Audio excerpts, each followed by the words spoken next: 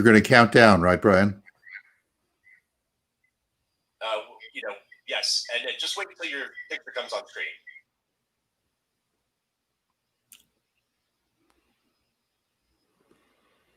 3, 2, 1. Oh, welcome, everybody. And please welcome my guest today, Bob Roth, the CEO of the David Lynch Foundation. And in case you're just tuning in and haven't been with us before, I'm Jim Gordon, and I'm the founder and executive director of the Center for Mind-Body Medicine. And most of you, I assume, have seen the webinar that Bob and I did, seen or listened to. We had a few technical difficulties.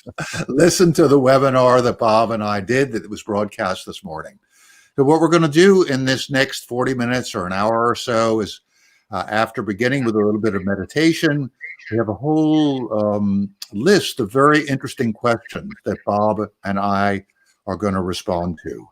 And so let's just sit for a couple minutes, sit comfortably, and allow our breathing to deepen.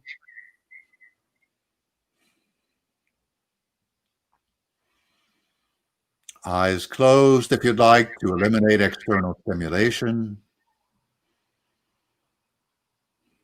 Breathing in through the nose and out through the mouth, with our bellies soft and relaxed.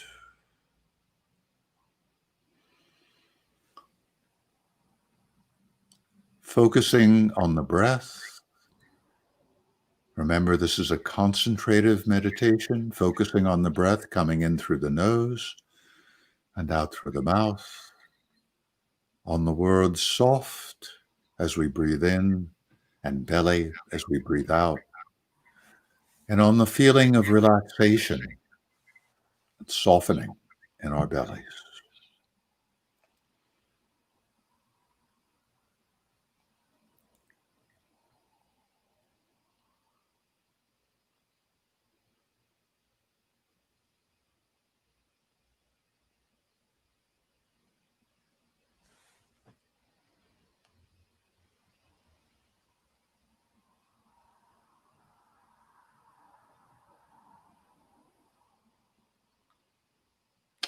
If thoughts come, let them go. Gently bring your mind back to soft belly.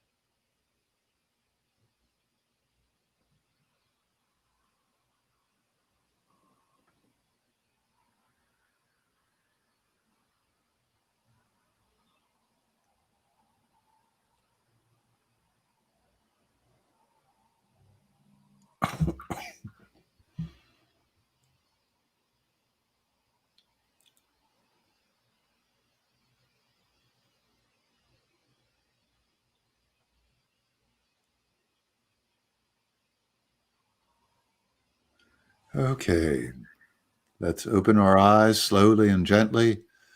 As I've said before, I really like to do just a few moments of meditation before any kind of meeting, any kind of talk, any kind of workshop or get together. And I'm really happy to have Bob on with me this afternoon.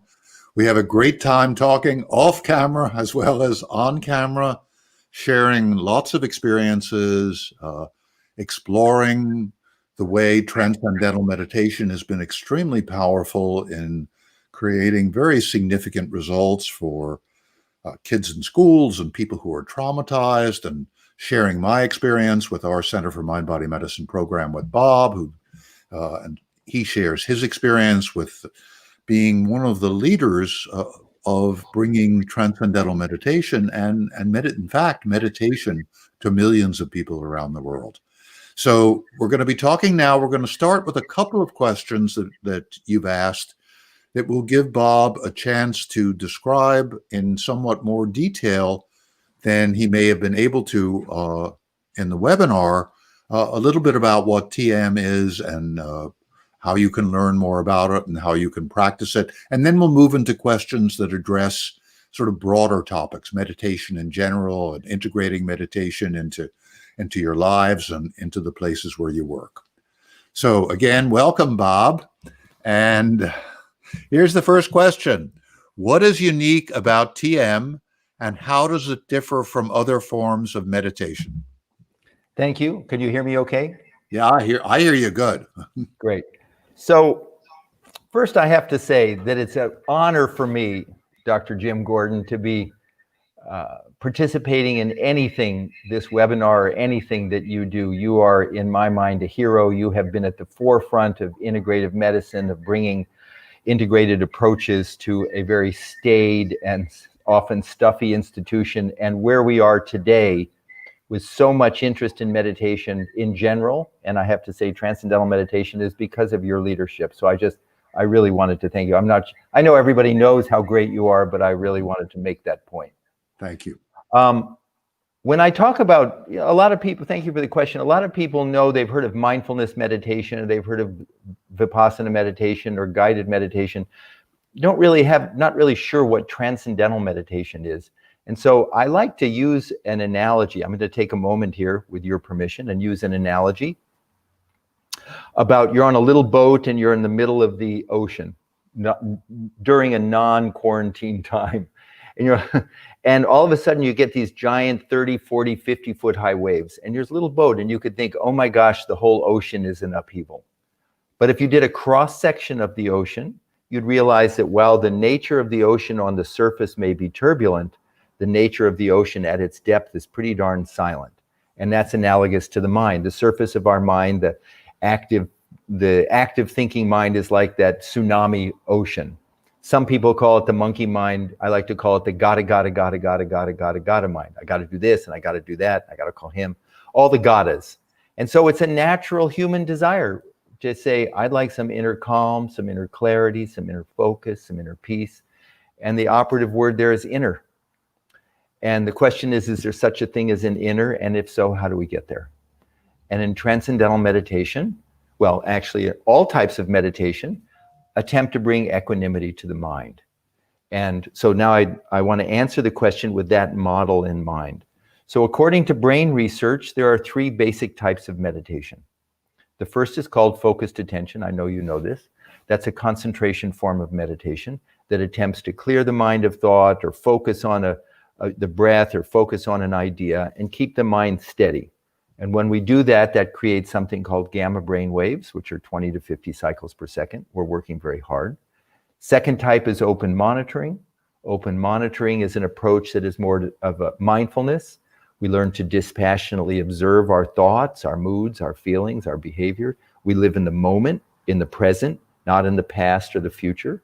That creates something including theta brain waves, 4 to 8 cycles per second. These 2 approaches of meditation, I'm taking the time because we're going to be talking about this.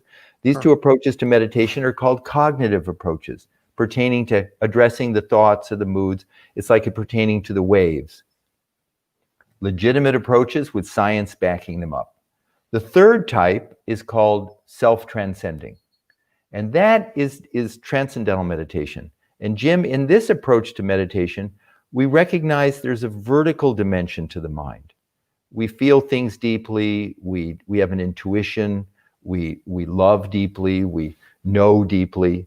And in transcendental meditation, we hypothesize, because you don't have to believe in this, but we hypothesize that deep within every human being right now, everyone who's watching this, there's a level where the mind deep within is like that ocean, already completely settled and peaceful and calm and wide awake.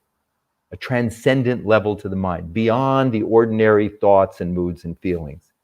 And we lost access to that. And transcendental meditation is a simple, here's your definition, natural, effortless technique Practice for 10 minutes if you're a kid, 20 minutes if you're an adult, that allows your active thinking, agitated thinking mind, all of it, to just begin to settle down, and experience quieter levels of thought and quieter levels of thought effortlessly. And as the mind settles down, as you know, mind-body connection, your body gains a profound state of rest and relaxation. And the brainwave signature at this point is something called alpha 1, which are 8 to 10 cycles per second, and it's a coherent spreading across the whole brain. There's a whole slew of scientific research on the health benefits of that we can talk about later. But just to now, it's a simple, natural, effortless technique that gives access to a field of silence that already exists within. Okay, beautiful. Thank you for the definition. Later on, I want to talk with you and our watchers about a fourth kind of meditation that we use a lot, which is expressive meditation. Great. Physically active. We'll come back to that later. Great. But let's go to the second question. What is the best opportunity for affordable training as a TM beginner? How can people get started? So Transcendental Meditation, unlike other approaches of meditation, has a component of individual instruction. This is not something that can be learned in a group. It's taught over 4 consecutive days. The first day is one-to-one with a certified teacher, and that is done through any of the 200 nonprofit TM teaching centers around the country. And then there's 3 follow-up sessions. So day 1 is one-to-one, 3 follow-up sessions, day 2, 3, and 4. And that there's the option of learning remote through an app or also in person. That instruction plus a lifetime of follow-up, there's a course fee that ranges from anywhere from $900 or more for a person who can afford it, all the way down to a few $100s that's based on income tiered pricing. And then for those people who can't afford it at all, then the David Lynch Foundation can step in and give a scholarship or a grant. David Lynch Foundation, which I have the honor of working for and with the great filmmaker David Lynch, has provided scholarships for over 1 million people to learn TM for free who are under-resourced population. So if you're interested, you go to tm.org and you can find all that out. I just want to congratulate you on that, because one of my concerns about TM back in the day was that it was expensive, at least expensive for people who, not expensive for people who made a good living, but expensive for people who didn't have much money. And you've done an amazing job of making it available to people who don't have money. And all credit also to the Transcendental Meditation Organization and Dr. John Hagelin and Dr. Tony Nader, who head up the, Dr. Tony Nader took over for Maharishi, successor of the TM organization. He's an MD and a PhD, a MIT Harvard-trained neuroscientist, and Dr. John Hagelin, who's a Harvard-trained quantum physicist. They've really worked to make TM more and more accessible, and the David Lynch Foundation is proud to partner with them. So that we want to make it, actually what we really want to do, and you and I have talked about this, is do the research so that this is part of the healthcare system. Just like a person can go and get an antihypertensive medication and have it reimbursed, or an anti-anxiety or depressive medication. Well, they should be able to learn, as you know, evidence-based integrative approaches that can address some of these problems from a far more profound level, including transcendental meditation. Yeah, no, I think it's anyone can do it. An important point for people who are watching us, that the evidence for transcendental meditation, the evidence for mindfulness, the evidence for our approach is as good as it is for most of the approaches that are used, the pharmacological, and better than the surgical approaches, which rarely have controlled studies that are used in conventional medicine. So I think one of the things that we're getting at here is that what we're talking about is a way of understanding and working with and sort of balancing and coming into harmony with oneself that should be an integral part of all healthcare and not something regarded as alternative. The evidence is there, and the downside is virtually non-existent, if not non-existent. So this is something I'd like everybody to be thinking about. I think that the thing is right now, I feel that the research, there's a lot of criticism about research on meditation in general, and criticism about transcendental meditation. I think The criticism is, as you know, there's probably more research on the benefits of some of these techniques than there are even for some surgical procedures. But the focus of the TM organization, the focus of the David Lynch Foundation, is to promote research, third-party, multi-site, randomized controlled trials done in top universities with researchers who don't practice transcendental meditation or any form of meditation, and subject it to the most rigorous investigation. And then, if it shows its value, which it has in pilot studies and phase 2 trials, then it should be incorporated, because it could save so much suffering and so much money, and it could turn the healthcare system away from being a disease care system, as you well know, into a true program of preventing disease and promoting health and promoting longevity as well.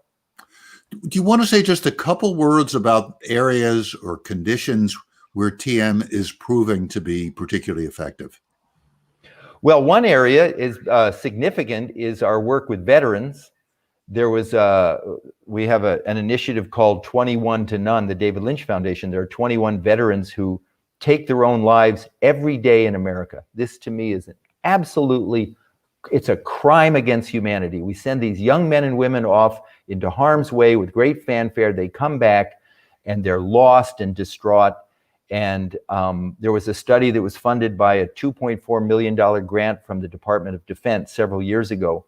There was a phase 2 trial, which means it was with 203 post 9/11 veterans at the University of California in San Diego, as well as the San Diego VA, that compared transcendental meditation with something called prolonged exposure, which is a cognitive treatment, which is a trauma-based. That's where you have the veteran review experiences of the trauma that gave them that horrible experience in the first place.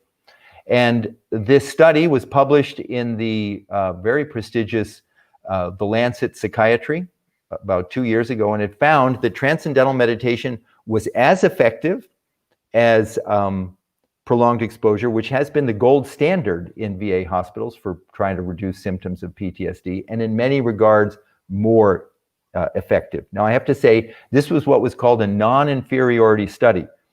The Department of Defense wanted to see if TM was, the Department of Defense wanted to see if TM was, if it wasn't even as good as prolonged exposure, then they weren't interested. Well, it turned out to be as good, if not better. And so now the VA is working on a phase 3 trial that will be done in VA hospitals all over the country, randomized control with an active control, which is called present-centered therapy. And that will be very transformative. And that will be done, again, nobody will be meditating. It will be a gold standard study. And the reason why that's so significant is nothing is working in the fight against PTSD. It's just getting worse.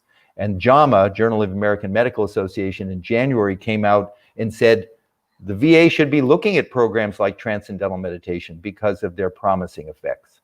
That's great. And I think it's really important. Let's move on to some other. I know there are other areas where TM has proved useful, for example, with hypertension, but let's focus on some of the other questions that we have. Yeah, I follow your lead, Dr. Jim. I know you do. Beautiful. What a dance partner. What are some of the easiest ways to introduce transcendental meditation or any kind of meditation into daily practice? What are your thoughts? And then I'll jump in as well.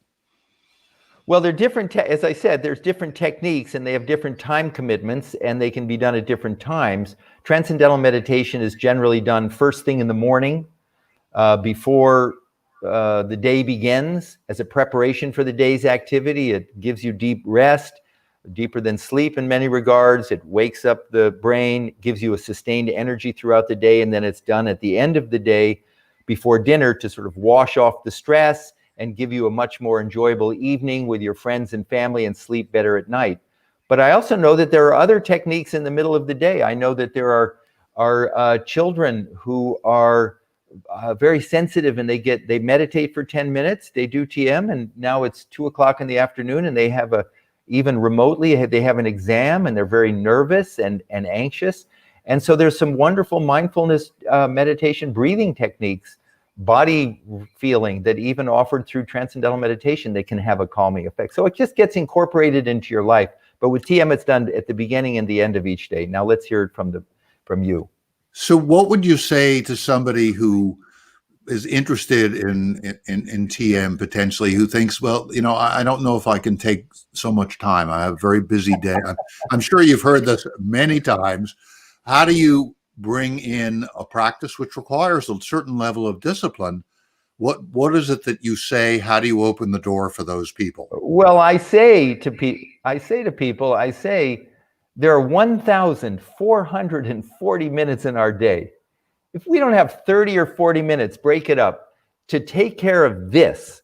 So much of health is from the neck down. What I eat, I exercise, but this 3-pound organ runs the show. I mean, I know there's the brain-gut axis and all this, but runs the show. And if we want to transform our lives, and if we're interested in doing less in life and accomplishing more, if we're feeling that, I'm not getting any younger here, and I feel like my partner may not know it, but I'm just a little more cranky than I used to be. I'm not sleeping as well. I'm a little bit more on edge. People are pushing my buttons. I say, then with Transcendental Meditation, try it. 15, 20 minutes in the morning, 15, 20 minutes in the afternoon. Do it for a few weeks and then decide, because the effects are quite significant. Your return on investment, ROI, you can tell I'm from New York. You're from New York. Let me talk a little bit to the questioner as well about the way we introduce different forms of meditation. And what we do in our training programs or in our online groups or in this webinar series, as if you've seen me, is that I'm teaching a number of different meditation techniques drawn from many, many different traditions, some concentrative, some mindfulness, and then also expressive meditations, which I mentioned earlier. And some of you who are watching have done these with me, the shaking and dancing, the fast, deep breathing, jumping up and down, shouting, whirling, laughing.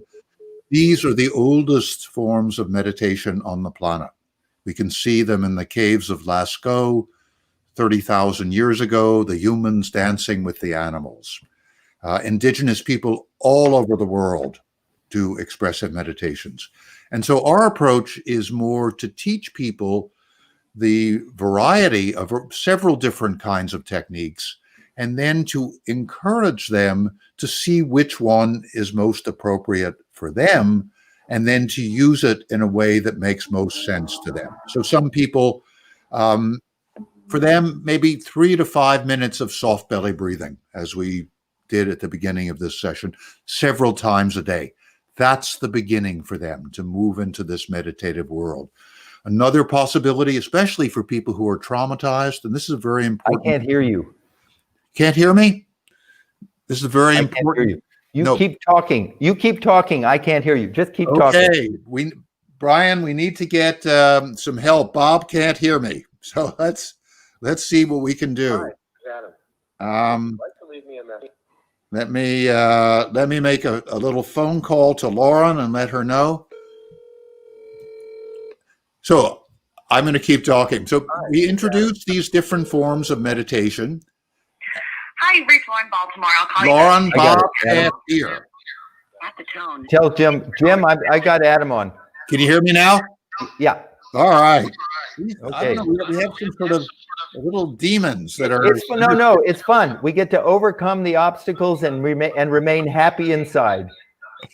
Okay, so what I was saying is, our approach is a more kind of eclectic, syncretistic, bringing in a number of different meditations from different traditions, and then helping people decide, okay, you try this one, which one works for you? So, for example, if you're really tense and you're just so fidgety and you can't sit still and do any kind of quiet meditation, then it's likely that some kind of expressive meditation may be the place where you start. That's the entry point to the world of moment-to-moment awareness that relaxed moment-to-moment awareness that meditation brings. So it may involve shaking and dancing. It may involve going for a mindful walk. So each person can be introduced to a form of meditation that makes most sense for them. And Bob and I have talked about this, and we're saying no one form is right for everybody. So what we're doing is introducing a number of different forms. What Bob and TM and the David Lynch Foundation are bringing one kind of very powerful meditation, transcendental meditation, and a particular way of doing it. So it's really up to you to see which one works for you. And this is a question of experimentation. And both of us, I hope you can hear, are teaching what we have to offer with total respect. It's up to you to see what makes sense to you. No, and I like to say that sometimes I'll talk to people and they say, well, I'm not skeptical about meditation. I'm sure it works. I'm skeptical that I can do it. There's like a doubt that they can do it. And I've tried to meditate. I've tried to clear my mind of thoughts. I've tried to focus. And I make the point that there are different approaches to meditation, and you should keep trying until you find one. And then I also say that transcendental meditation it's not an either or. I find that I sit first thing in the morning and I dive within, and when there's time, I like to talk about the effortlessness, but I dive within effortlessly, easily, and then afterwards, dancing, more mindful, more devotional, prayer, study. My mind is awake to it. So I don't see it as an either or. I feel that this transcendent experience can just enrich all the things that you're talking about and other people are talking about. I don't like this mine and that. That's well, I think it's not unifying. Part of what we're doing here, hopefully, is bridging perspectives, bringing perspectives together, and hoping to dissolve the kind of separation that plagues the meditation movement, if you will, as well as other aspects of our society. And, over the years, there's so many people who come through our training who have been regular TM practitioners for many years, and they don't see a conflict at all. No, the thing is, people who are religious people, they can transcend, and then they can pray to Jesus, they can pray to Buddha, they can pray to to God, whoever. Fine, just all we're doing is even in some ways take the word meditation away from TM and just say it's a preparation for activity. It's a preparation for devotion. It's a preparation for dance. It's a preparation for focus. And like you wouldn't say, well, I don't want to do physical exercise because it's in competition to mindfulness. One is a preparation. We should see them as integrated and not as divisive or separative. Beautiful. Let's go to the next question. Are you supposed to feel a noticeable difference after meditating? How do I know if I'm doing it correctly? I'll let you answer first. No, you go first. Well, I'll tell you what I have found with the soft belly breathing when I'm working, whether I'm working in a refugee tent camp or working in the middle of a war or with veterans or on an Indian reservation. And I do that soft belly breathing, the same kind we did at the beginning of this meeting between Bob and me, this conversation. I do it for about 10 minutes and I explain the physiology, and about anywhere from 70 to 90% of people notice a difference. And the difference, I feel a little calmer, a little more grounded. The room is a little brighter. My shoulders are more relaxed. They're not up around my neck anymore. And I think that's very important, that people do rapidly sense a difference. And that's an important part of helping people to continue to use the meditative techniques. If you don't notice a difference, you're not likely to continue. There's a sound somewhere. I don't know where it's coming from, but I'm trying to eliminate any extra sound. So that would be my answer. And how do I know if I'm doing it correctly? Well, I like to say it's all an experiment. Everything that we teach at the Center for Mind-Body Medicine, it's an experiment. And I think the point about experiments is you don't know the answer in advance. We have a very mistaken idea about experiments. We think we're supposed to know the answer in advance.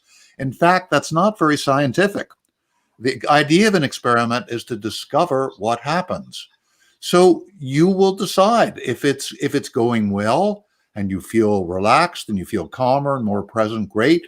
If you don't, then the idea is to begin to ask yourself, how am I getting in the way? Is it that I'm, too anxious and too agitated? People often say, well, what about my thoughts? I have thoughts coming. And I say, of course you have thoughts coming. All of us have thoughts coming. The idea is not to banish the thoughts, it's to relax with them. So part of it is people have mistaken ideas about meditation that tend to make them wrong. They think there's some perfect way to do it. So now I turn it over to you. Well, first of all, I really appreciated the soft belly breathing that you talked about. And I wanted to say that this understanding, the science of breath, and particularly the science of, they call it nostril breathing, of instead of just breathing through the, when we're anxious, we breathe in through our mouth and the oxygen goes into the lungs. But what you had us do, breathe in through the nose, it comes up into the brain and oxygen feeds the brain. It calms the amygdala. I think you'd love to see it. Dr. Tony Nader, who, as I said, is the MD, PhD, who heads the TM organization, on Facebook. If you go to Dr. Tony Nader Facebook, he has a whole series of explanations and courses, classes on this kind of breathing, because it is so foundational. Do I have a minute? Could I just talk a little bit about the mechanics of how TM works? Just a moment. Is that all right? Sure. Time. So a lot of times there's this assumption, and you really help to dispel it by saying thoughts, this understanding, well, if I'm really meditating correctly, I don't have thoughts. That's crazy town. I mean, thoughts are an expression of who we are. We have thoughts. The principle in TM that Maharishi brought out is not that the mind is a monkey that's bouncing all over the place and we have to corral it. From a very deep level, his insight was, and this is the basis of transcendence, that given the opportunity, your mind seeks happiness. Your mind seeks bliss. Your mind seeks wisdom. Your mind seeks pleasure. Your mind seeks more satisfaction. You're in one room listening to wretched music. In the other room, some gorgeous music comes on. Your mind is just drawn to it. Or you have two books to read. One is terrible. You can't read a word. The other one is fantastic. Your mind is absorbed for hours. So the mind is drawn to something more satisfying. And inside, way down in there, is this wonderful transcendent level of my own inner peace. And all we do with TM is give the attention of the mind in inward direction, like teaching a child to dive, and then gravity takes over. Jim, the mind settles down completely effortlessly without any force, and the thoughts come along with it. And again, your body gets rest, and then when you're done meditating, and then let's dive into the other stuff that Jim Gordon is offering. So, I just think it's time to evidence-based tools in a toolbox. We work together. Beautiful. Okay, let's go on. Is it best to consistently meditate in one repetitive way, for example, in the same place for the same length of time? Or can it be useful to get spontaneous with methods, times, and places? I'll let you go first on this one. And then Okay, well, Transcendental Meditation is a little different than the kind of innovative practices. In Transcendental Meditation, I sit comfortably in a chair. You don't have to sit with your legs crossed or anything. I sit comfortably in a chair with my eyes closed. I do it for 20 minutes. A child does it for 10 minutes. So it builds up like that. I do it first thing in the morning. And then I do it at the end of the day before dinner. Now, I've done it on backseat of taxi cabs. I did it at Yankee Stadium during a very boring game. Fortunately, the Yankees were way ahead, but it was still boring. I love to do it in the comfort of my own home, but we're busy now. We're talking about a different time during quarantine now, but in the old days. So I just do it morning and afternoon, wherever the time allows. And now you're on, Jim. Yeah, no, I think for many people it's important, and TM does give, in general, times to do it. So I think that helps. That when you have a time when you meditate, for many, many people, It's reassuring. It helps them go deeper. It's a kind of conditioning that happens. And it also gives, particularly when you're going through a hard time, it gives a structure to days that may be disordered by stress. Now, that's on the one side. On the other side, I think that especially for, well, both for the expressive and also for concentrative and mindfulness meditations, for me, certain events in a day, certain ways that I'm feeling will let me know, oh, now it's time to do X, Y, or Z. So for example, at the beginning of all our meetings at the Center for Mind-Body Medicine, we do soft belly breathing for a few minutes at the beginning and at the end of each meeting. So we're not bringing in all the arguments, all the agitation, all the preoccupations that we've had. We're not bringing them into the meeting, so we can actually sit and relax and pay attention to the people who are speaking, as opposed to, I've got to speak. No, as happened when you started this Facebook with 2 minutes of quiet. That had the effect on all of us of just settling down. Exactly. And other times, other forms of meditation are appropriate. So for example, if I'm feeling agitated, there's a lot of stuff's going on. I'm going from one thing to another. I just pay attention, having practiced so many different kinds of meditation. So, well, what do I do with this agitation? I need to get on the phone with Tati, my assistant. We've been working for an hour, but I need a break. And sometimes what that means is I'll go and shake my body for 5 minutes. Sometimes I feel like going out and doing Tai Chi, which is a nice, slow, moving meditation.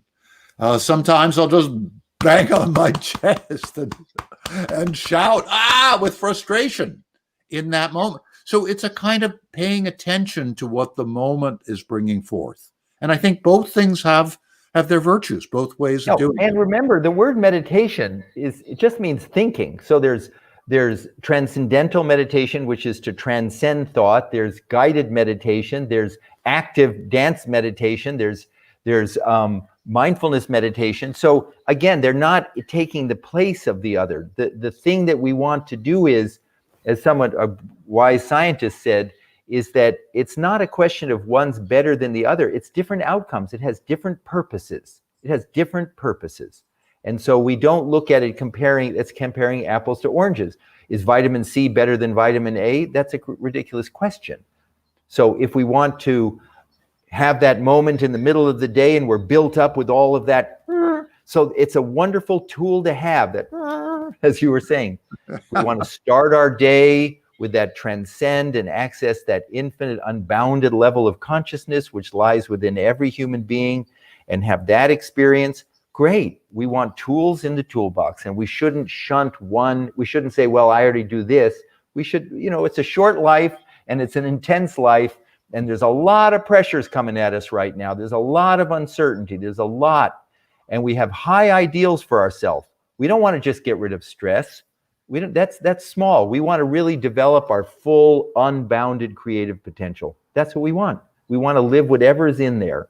And so we want to use those tools that can do that. Beautiful. So next question.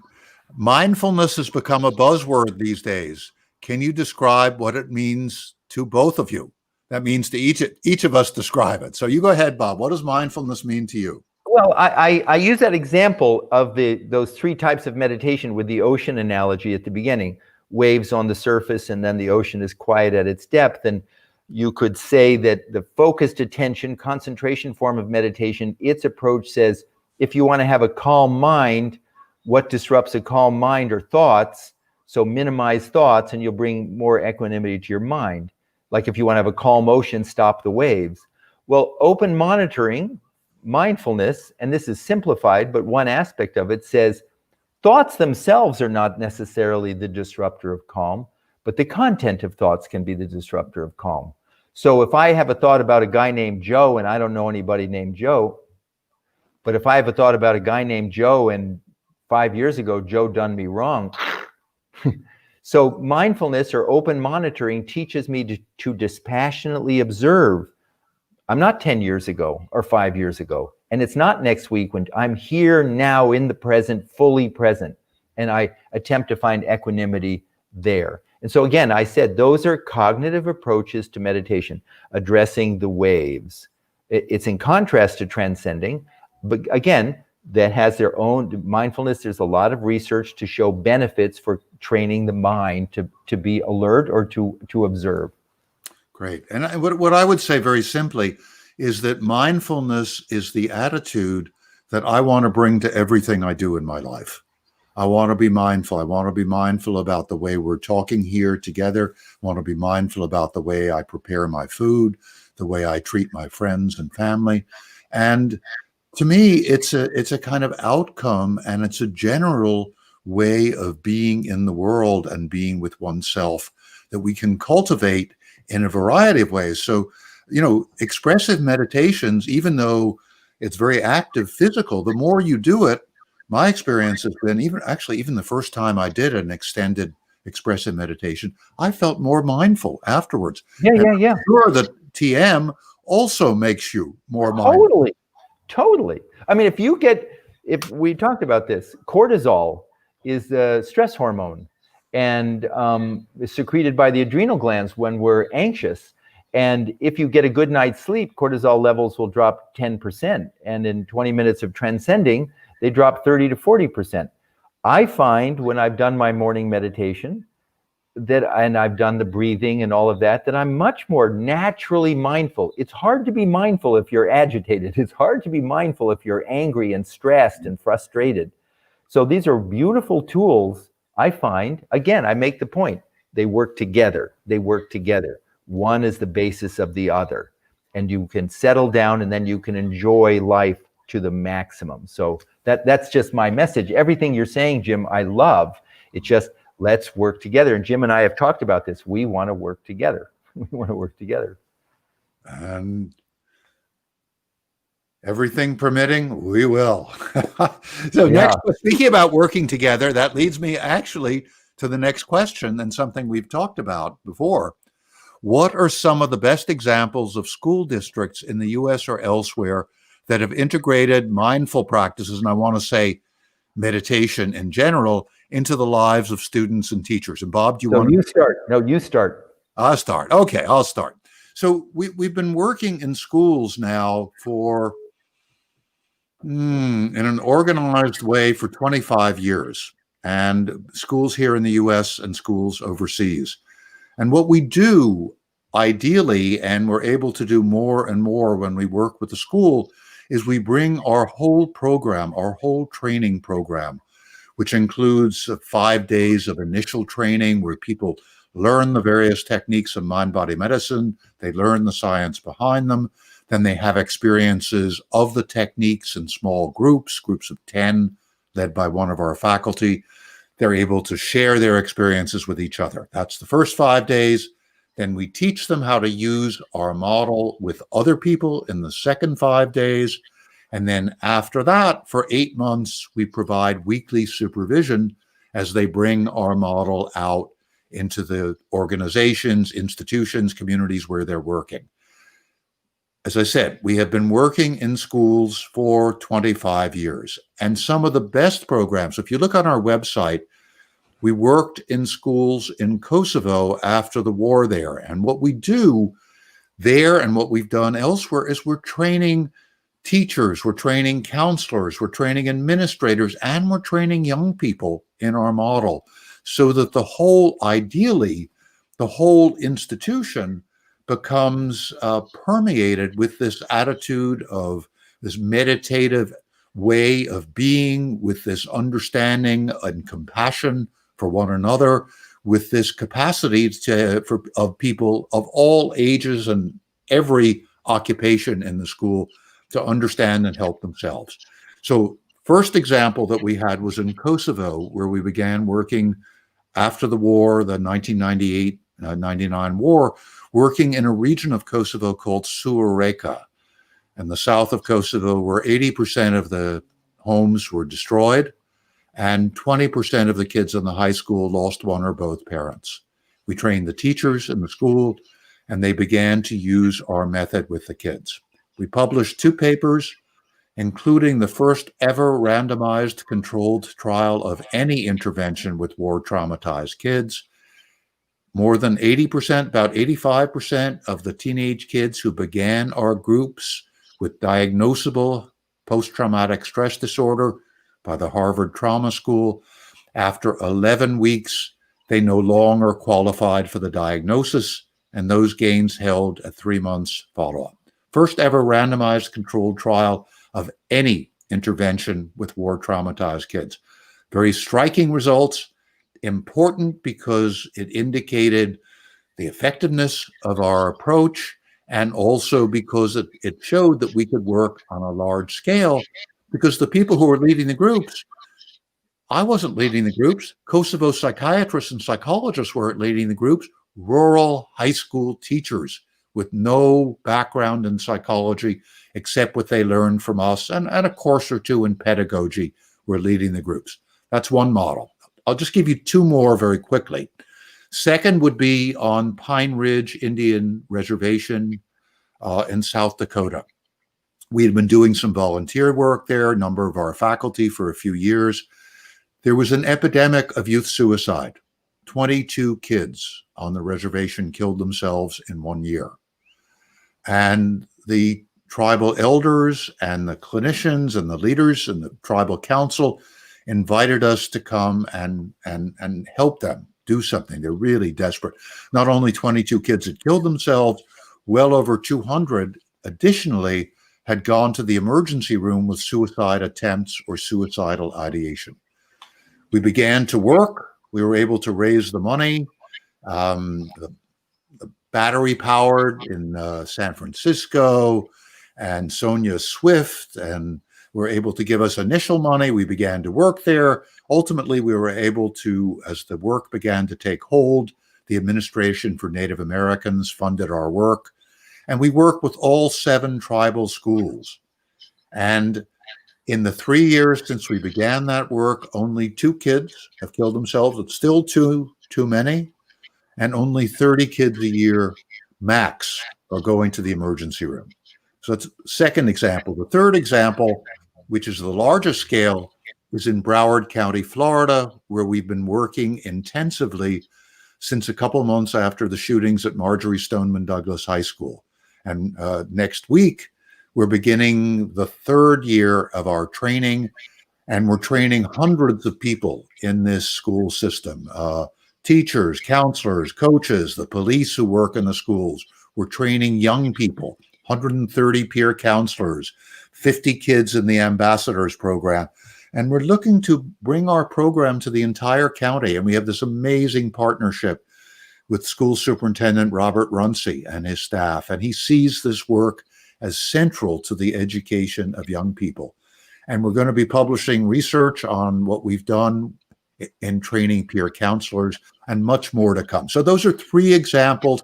And always the idea is to work with the whole school system and to bring this meditative approach to everybody and to really have it part and parcel of everybody's day. So doing maybe a little bit of meditation or a little bit of guided imagery in a classroom, as well as doing these intensive mind-body skills groups. So that's our work. Well, it's extraordinary. And Dr. James Gordon, this is your audience and listeners know yet another reason why you're a hero of mine, and you're powerful in the field of education and powerful in the field of medicine. And this is exactly what has to happen in education today. Adverse childhood experiences. Some of the most traumatic times of an individual's life goes from conception, as you know, to the first 1,000 days. And if we don't provide children with the tools to be able to address trauma and heal trauma early on, I'm convinced we're going to lose a generation. We're going to lose a whole number 2 cause of death among teenagers in America is suicide. And we can't ignore it. And so what the David Lynch Foundation is doing is something called Quiet Time, which has been incorporated into school systems in the US and all over the world. We provided scholarships now for 1 million kids to learn to meditate in under-resourced schools in the US and worldwide. And the data is very compelling. I mean, the published research shows an improvement in test scores and graduation rates and a reduction in suspensions and expulsions and dropouts. And one study that was done at University of Michigan was very interesting. They had all these benefits, but the thing that struck me the most was the kids reported that they were happier. Now, isn't that lovely? Great, they're getting better. And it reminds me of the quote from William Butler Yeats. And he said, education should not be about filling a pail. It should be about lighting a fire. And so a tool like what you're talking about, and I would say incorporating as a tool Transcendental Meditation, this quiet time program, which the kids begin and end each school day with 10 or 15 minutes of quiet time. And during that time, they have the choice of, they can do TM, they can take a nap, they can do silent sustained reading. They have a choice. In these schools, 90% of the kids opt into wanting to transcend. So much research has been done, but the most important is so many large-scale studies are now underway all over the world. And that's what we need, because we need to show in unequivocal terms the benefits of what you're talking about and what we're talking about, because it won't work if it's just marketing and branding or, my videotaped. It has to be what you're talking about, these peer-reviewed studies that shows that this is an educational intervention of the highest order. And that's how we lift the discussion of meditation out of the realm of sort of internet gossip and put it on a high level of scientific validity. And that's what you're doing, and that's exactly what we're doing. And again, let's work together. For sure. Two things. Well, first of all, you can find our research, Center for Mind Body Medicine research, on our website. Where can they find, our viewers find research on TM? Yes, go to davidlynchfoundation.org. And also you can go to tm.org and you can see the research. And I don't know how much time is left, but I would like to talk a little bit about our Heal the Healers. Do we have a few more minutes? Yeah, but first, what I need to ask you to do is plug in your computer. They're telling me your battery is running low. Okay, you keep talking. I'll be right back. Okay? Keep talking. I will keep talking.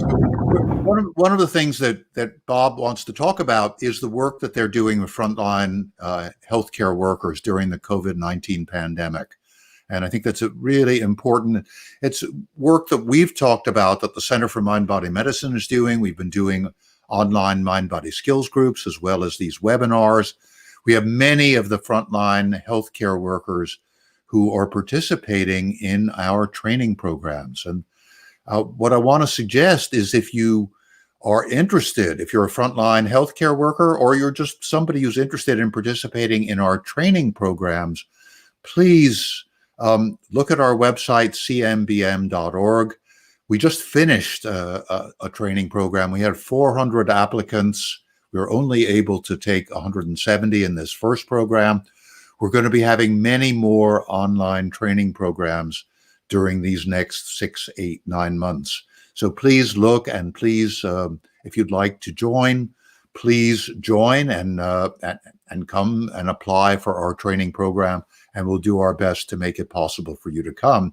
So for us, one of the major ways of working with the frontline healthcare workers is to train people in institutions to use our model, to use our method, so that they can then share it in those institutions with other frontline healthcare workers, as well as with the patients whom they're serving. That's what we're doing. Even as we're speaking right now, the training program that we have with Vision 8, which is the largest division of the US VA hospital system in the United here, is continuing and is coming to a close this Friday afternoon, this portion of the training. And there again, we're training hundreds of people in that system so they can bring this integrative and comprehensive approach to their colleagues as well as to the 1.5 million patients they serve. And what they're saying is that what we have to offer is even more important during this incredible high stress time of COVID-19. So Bob, welcome back. You want to say a little bit about the Heal the Healers program? Yes, I do. You keep talking for one more minute. I need to change the phone. So tell Adam I'm going to call you back, and then I want to talk about it. Thanks for this. Okay, because we're going to have to come. I think this is going to be the sort of final statement for this time together. What this is telling me is that at some point down the road, Bob, you and I are going to have to do this again, because there are a number of other questions that have come up that we're just not going to have time to respond to. So if you could just talk a little bit about the work that you're doing with frontline healthcare workers now, and then we'll come to a close. And amazingly, an hour has passed. So we're all 55 minutes right now. So go ahead. So how are we doing on time here? We got about 5 minutes left. Okay.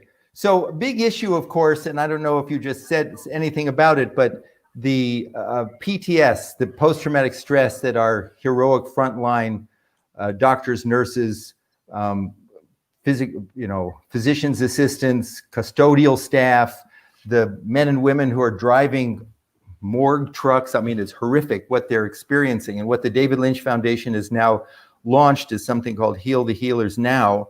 And we're providing the meditation for free to these healthcare providers that are in the frontline hospitals all over the United States. So we're in hospitals in about 30 cities in the US, and we're doing major studies that are being done on the effects of transcendental meditation for addressing the problem of PTS, as well as resilience and physician burnout. And the research is being done, again, I keep saying independent research. And the idea here is to document the benefits so that it can be offered as part of employee wellness programs if the data shows what it's already shown in so many cases. So we're very excited about this, because these are the men and women on the front lines saving our lives. And I'm in some of these hospitals with masks, and it's a horrible, horrible situation, and they can't just be ignored. And so this is one of the most satisfying initiatives of the David Lynch Foundation, to bring it to these hospitals, to these top doctors, and the interest and the receptivity. I've never seen anything like it. CEOs of hospitals saying, please, pick our hospital. So it's great. And we continue to raise money, so we continue to bring it, so we can continue to bring it to as many hospitals as possible. It's a tool. And the thing that, I'll just say one last thing, Jim. Sure. What I love is Jim is bringing this whole integrated approach, and he's changing the institutions of the schools, and he's changing the institutions of hospitals and the culture. And this is like a sort of like a one effective tool that can be included in what you're doing or added anywhere. And it's a powerful tool in the toolbox. Thank you, Bob. This work is incredibly important, what you're doing, what we're doing, because physicians and other healthcare providers already have very high rates of depression, burnout, and suicide. And based on everything that we've learned about post-epidemic or pandemic experience from previous episodes, previous epidemics and pandemics, the rates are going to go way up, and they're going to go even higher with this one, because it's going on so long and it's so pervasive. So bringing this approach in, as you are and as we are, is vitally important. So anyway, we could go on. It's our time is coming to a close. So I'm just into hour 4. We'll do now. Jim and Bob are into hour 4. So we'll be closed with just a couple minutes of breathing together, and I'm looking forward to continuing the conversation both off camera and on camera in the future as these episodes go forward. You're a great man, Dr. James Gordon. You are a great man. Know that. People love you. I appreciate you. You're a great man. Well, feeling is mutual. So let's sit here and just enjoy being in our bodies and breathing.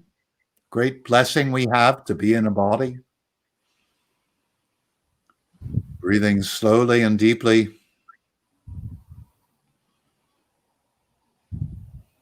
Feeling at ease.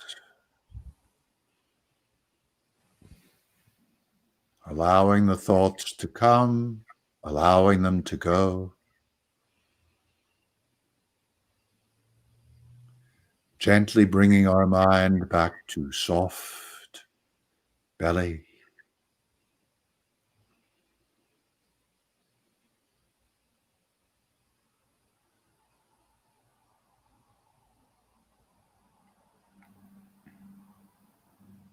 And perhaps as we relax, feeling our connection to others, as I'm feeling my connection to Bob, and feeling my connection to our team, to Brian and Lauren and Tati, and to all of you who are watching. Just breathing slowly and deeply.